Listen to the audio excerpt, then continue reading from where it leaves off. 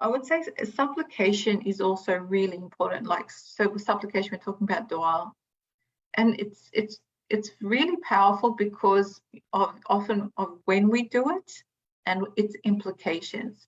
So, technically speaking, supplication is a call, an appeal. It is also a turn to God, a request, a plead, and a pouring of the heart from the small to the great. So this is the small to the great is a key words.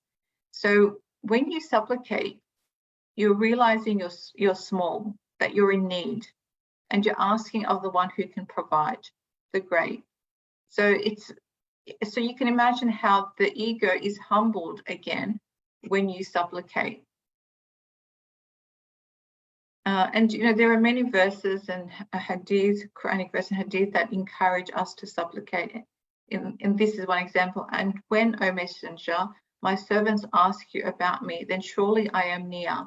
I answer the prayer of the supplicant when he or she prays to me. So really reminding us that God is near, he hears our prayers, and that connection, that relationship is very much dependent on us. If we reach out to God, then he responds. So yeah, it's the implications of supplication are great, and you realize this especially when you're in a situation, in a destitute situation. And those of you who do supplicate, or have supplicated in your life, or who do it regularly, you'll realize that your most earnest supplications are the ones when you are the most desperate. And because and this ties into another point, our calamities really humble us as well. When we go through hardships, we also realize we are invincible. We realize that we don't have power over everything in our lives, and that humbles the ego.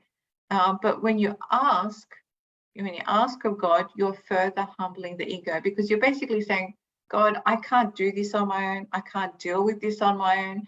I don't have the power to do it. I need your help. So even in the human domain, depending on the situation, it can be hard on the ego to ask another human being for help, right? Like, sometimes it might be difficult to say, oh, can you help me with this?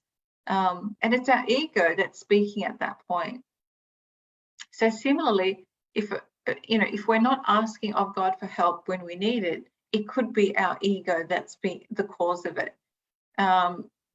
Because why not ask of the one who can help you? Why not ask of the one who is near?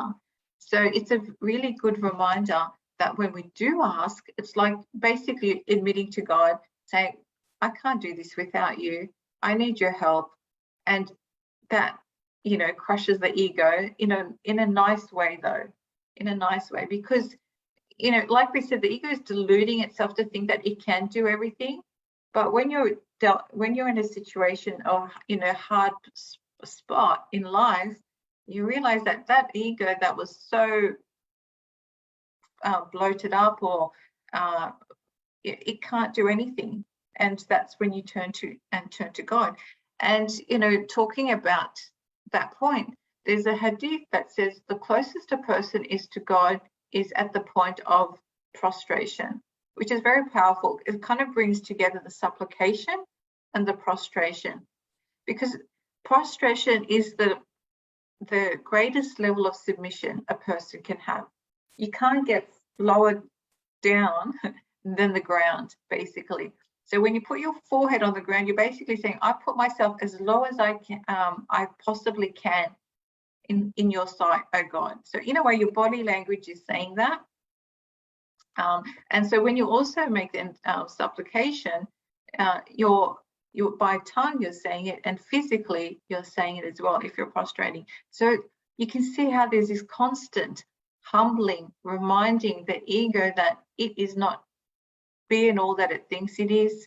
It constantly is reminding it that God is, it needs God, and is dependent on God.